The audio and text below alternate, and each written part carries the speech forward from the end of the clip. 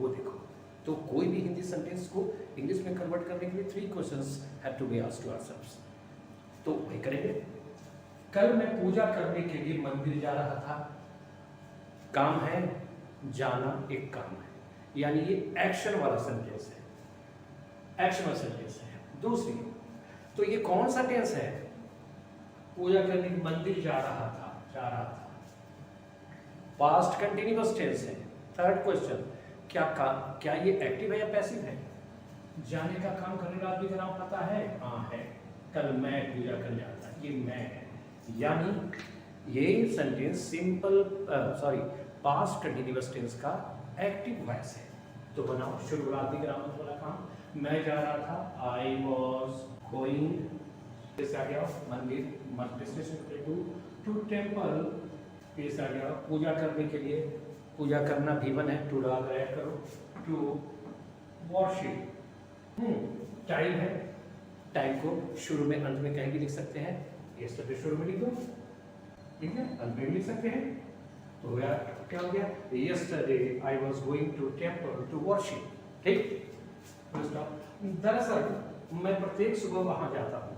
दरअसल वगैरह तो ऐड करने के लिए है। इनफैक्ट मुद्दा ये नहीं है कि इनफैक्ट या क्या, मुद्दा ये है 3 सवाल पूछना। नंबर 1, मैं प्रत्येक सुबह वहां जाता हूँ। काम है, जाना काम है। सेकंड क्वेश्चन, कौन सा टेंस? जाता हूँ, जाती हूँ। अच्छा, simple present tense. You have to be very quick in answering the questions that come to your mind. इस तीनों सवाल का जवाब देने में एकदम फटाफट होना चाहिए। जाता हूँ simple present tense. Number second question is answer. Third question, ये एक्टिव है या पैसिव है? देखो काम करने वाला आदमी का नाम पता है या नहीं? जाने का काम कौन करता है? मैं जाता हूँ, यानी सिंपल प्रेजेंट टेंस का एक्टिव वॉइस। इनफैक्ट तो I subject plus V1, I go there प्रत्येक सुबह, एवरी मॉर्निंग। खैर एनीवे जब मैं रास्ते में था तब मैं देखा कि एक गरीब व्यक्ति को बुरी तरह से पीटा जा रहा था। तो सबसे पहले बनाओ, जब मैं रास्ते में था। 3 सवाल पूछो। जब मैं रास्ते में था, क्या इसमें काम है? कोई काम नहीं है, यानी नॉन एक्शन का सेंटेंस। यानी है तो इज मार दो, था है तो वॉज बोल दो। तो जब मैं रास्ते में था, while I was on my way, ठीक, कमा दो। हाँ था, आगे पढ़िए। मैं देखा काम है, हाँ है। कौन सा tense? Simple past tense. Third, active या पैसिव? देखिए काम मैं कर रहा हूँ, एक्टिव है, सब्जेक्ट प्लस V2। और मैं आई सॉ दैट। अब इसमें एक गरीब व्यक्ति को पूरी तरह से पीटा जा रहा था। अब ये सेंटेंस आया, तो पीटा जा रहा था, कौन पीट रहा था वो पता है? नहीं, यानी ये पैसिव वॉइस है, पास्ट कंटीन्यूअस टेंस का है। तब क्या करेंगे? अब ये वाले सेंटेंस में पता चल गया कि एक गरीब व्यक्ति को पूरी तरह से पीटा जा रहा था, ये पैसिव है क्योंकि पीटने वाला आदमी का नाम पता नहीं है। तो जब पैसिव है तो पैसिव का फॉर्मूला याद कीजिए। और ऑब्जेक्ट क्या था? Object plus was were plus being plus V3 plus by plus agent है तो लगाइए, नहीं तो लगाइए। तो पीटा जा रहा था, ऑब्जेक्ट खोजो। पैसिव वॉइस तो ऑब्जेक्ट शुरू होता है। पीटना का असर किस पर? एक गरीब व्यक्ति को, यही ऑब्जेक्ट है। बस सेंटेंस से शुरू कीजिए, ऑब्जेक्ट नहीं। That a poor person was were being V3 was being beaten। हो गया। अब आइए, उसे बहुत गालियां भी दी गई। क्या ये सेंटेंस एक्शन है या नॉन एक्शन है?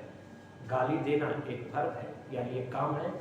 गाली देना तो ये काम है, गाली देना एक काम है, तो ये एक्शन वाला सेंटेंस है। अब सेकंड क्वेश्चन, तो ये कौन सा टेंस का है या स्ट्रक्चर का है? तो उसे बहुत गालियां दी गई, काम खत्म, यानी सिंपल पास्ट टेंस का।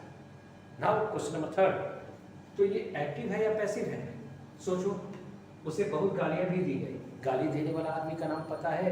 नहीं है, यानी पैसिव वॉइस, यानी सिंपल पास्ट टेंस का पैसिव वॉइस का फॉर्मूला याद कीजिए। Object plus was were plus V3 plus by plus agent नहीं है तो नहीं लगाएंगे। तो कोई भी पैसिव वॉइस हमेशा ऑब्जेक्ट से।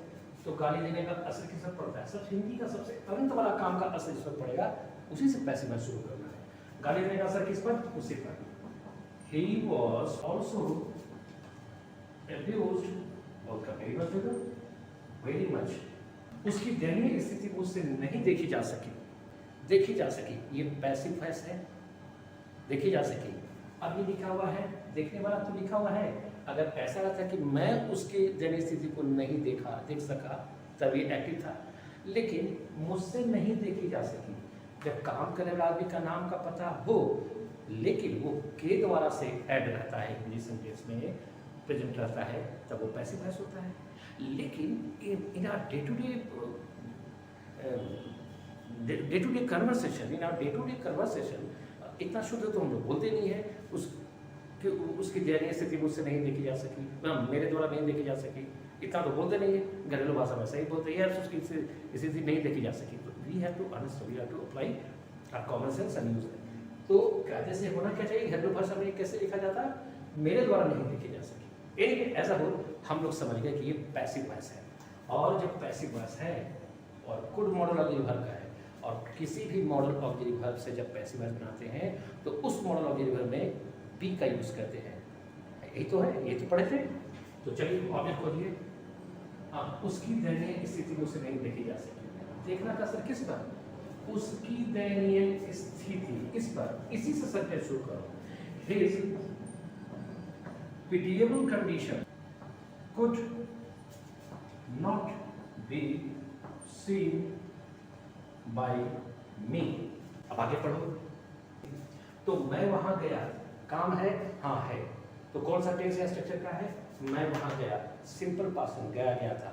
एक्टिव है पैसिव है, गया, जाने का काम, करने वाला का नाम पता है, हाँ है, मैं, एक्टिव है, subject was me. I went there, और उसे बचाया, बचाने का भी आई किया, तो एंड सेव्ड हिम। बात की थी। अब दोबारा फिर से आई लगाने का जरूरत नहीं है। जब एंड से दो क्लाउज जुटा रहता है, करेक्ट रहता है, और दोनों का सब्जेक्ट एक ही रहता है, तो फिर दोबारा यहाँ लिखने की जरूरत नहीं है। ठीक है, वो अंडरस्टूड है कि यही सब्जेक्ट एंड के बाद वाला भी वर्ब का सब्जेक्ट होगा। खैर, सब बात सारी बातें हो गई है। अब देखो, गरीबों को सभी जगह क्यों सताया जाता है। अब काम है, सताना एक काम है, ऑपरेस में सताना काम है, तो काम है तो कौन सा टेंस का है, सताया जाता है, जाता है, जाती है। अच्छा, सिंपल प्रेजेंट टेंस का है, तो ये जवाब मिल गया, सिंपल प्रेजेंट टेंस का है। अब थर्ड क्वेश्चन, ये एक्टिव है या पैसिव है। ध्यान से देखो, गरीबों को सभी जगह क्यों सताया जाता है। अब ये सताने का काम कर कौन रहा है, इस सेंटेंस में पता नहीं है। इट मीन्स पैसिव वॉइस, इसमें इट मीन्स ये पैसिव वॉइस है, तो गरीबों को सताया पैसिव वॉइस। अब नाउ प्लीज रिमेंबर कि भाई सिंपल प्रेजेंट टेंस का पैसिव वॉइस का स्ट्रक्चर क्या था, object plus is am are, तीनों में से कोई एक, V3 बाई एजेंट है तो लगाइए, नहीं तो छोड़ दीजिए। तो object is am are V3। अब ऑब्जेक्ट को ही सताना, यही वर्ब है। इस सताने का असर किस पर पड़ रहा है, गरीबों पर, गरीबों। तो अच्छा, क्यों सताया जा रहा है, अब ये प्रश्न है। And the moment we get to know that this is a question, one thing is obvious that we shall use the simple auxiliary verb before the subject। चाहे पूरे अंग्रेजी में तो ही बात है, जिस क्षण पता चल गया कि ये पैसिव वॉइस इंट्रोगेटिव सेंटेंस है, प्रश्न है, तो जिसका जो ऑक्सिलरी वर्ब, टेक्स्ट हो, स्ट्रक्चर हो, वॉइस हो, जिसका जो ऑक्सिलरी वर्ब है सब्जेक्ट के बाहर, उसको आना ही है। Auxiliary verb has got to be used before the subject, इसी को बाहर लाएंगे। एंड जब क्वेश्चन वाला WH वर्ड्स रहता है तो सबसे पहले क्या हो, तो गरीबों सभी जगह क्यों सताया जाता है, वाई। अब गरीबों प्लूरल है, द पुअर, सब आ गया है, उसको आ रहा, वाई आर द पुअर, सताना का V3, ऑपरेस्ड। अब जो है सभी जगह, बाकी सब लिखते जाओ, एवरीवेयर, एवरीवेयर। गरीबों आगे, गरीबों का उत्थान करने के लिए एक सख्त कानून बनाया जाना चाहिए। क्या काम है, हाँ है, बनाया जाना चाहिए, बनाना में काम है, तो ये काम है तो बताइए अब किस टेंस का या स्ट्रक्चर का, एक कानून बनाया जाना चाहिए। अच्छा, बनाया जाना चाहिए यानी शुड मॉडल वाली वर्ब चाहिए, उसी पर बनेगा। चलिए गुड। अब तीसरा प्रश्न, ये एक्टिव है या पैसिव है।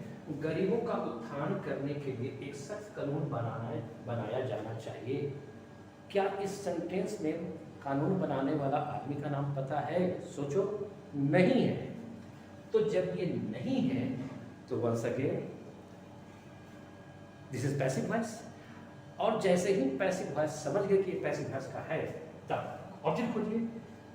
गरीबों का उत्थान करने के लिए एक सख्त कानून बनाया जाना चाहिए। बनाना का असर जिस पर आएगा वही ऑब्जेक्ट। बनाना का असर किस पर? एक सख्त कानून। इसी से सेंटेंस शुरू करो। स्ट्रिक्ट लॉ और पैसिव वॉइस करना है तो किसी भी मोनोलॉगी वर्ब में monology verb plus be plus V three लगाते हैं, ऑब्जेक्ट से शुरू करते ही हैं। Strict law should be made, बन गया। तो एक सख्त कानून बनाया जाना चाहिए, बन गया। अब पीछे से आ गया, घर वन तो टू, मंजिल तो टू, सारी बातें हो चुकी है। टू अपलिफ्ट मतलब उत्थान करना, टू अपलिफ्ट द पुअर। दरअसल यह काम बहुत पहले किया जाना चाहिए था। फिर सोचो, काम है, यह काम बहुत पहले किया जाना चाहिए था। करना, ये काम है। जब काम है तो भाई कौन सा टेंस है? स्ट्रक्चर। तो किसी भी टेंस का तो यह है नहीं। यह काम बहुत पहले किया जाना चाहिए था। Please look at this. किया जाना चाहिए था, तो जाना चाहिए था। अब सोचो, यानी शुड हैव प्लस V3 जाना चाहिए था। शुड हैव प्लस V3 का स्ट्रक्चर है। अब ये एक्टिव है या पैसिव है? दरअसल यह बहुत पहले किया जाना चाहिए था। यह काम करने वाला ये बहुत पहले किया जाना चाहिए था। ये करने वाला आदमी का नाम पता है? नहीं है। जब ये नहीं है तो ये पैसिव। तो शुड हैव V3 का पैसिव है लगाओ। और बात भी हुई, जहाँ पर शुड हैव V3 हो, अंत में हैव V3 हो, तो पैसिव वॉइस में ज़्यादा कुछ करना नहीं है, पिन लगा देना है। पूरे पैसिव वॉइस में V3 लगता है। कीजिए। तो अब पहले खोजिए, चूंकि पैसिव है तो यह काम बहुत पहले किया जाना चाहिए था। किया जाने का असर किस पर? यह काम पर। In fact this work should have been done much earlier. अब आखिरी सेंटेंस, इस मुद्दे को सभी जगह अनदेखा किया गया है। सोचो, काम है, अनदेखा करना काम है। काम है तो भाई कौन सा टेंस? गया है, गई है, जा चुका है, जा चुकी है, यानी ये प्रेजेंट परफेक्ट टेंस। तो काम है और प्रेजेंट परफेक्ट टेंस है। 2 सवाल का जवाब हो गया। थर्ड, क्या इसमें काम करने वाला यानी अनदेखा करने वाला आदमी का नाम पता है? देखिए, नहीं है। मुद्दे को सभी जगह अनदेखा किया गया है। अनदेखा किया कौन? अनदेखा कौन किया है ये पता नहीं है सेंटेंस में। It means passive voice. Now has been, have been, V3 लगाना है प्रेजेंट परफेक्ट टेंस के पैसिव वॉइस में। अब खोजो ऑब्जेक्ट। ऑब्जेक्ट क्या है? अनदेखा करने का असर किस पर? इस मुद्दे पर। This issue has been ignored. हो गया। बाकी जो शब्द है ना, everywhere. So I hope this is a small example that I have given. I have done this to instill a confidence in you and to make you realize that you can do this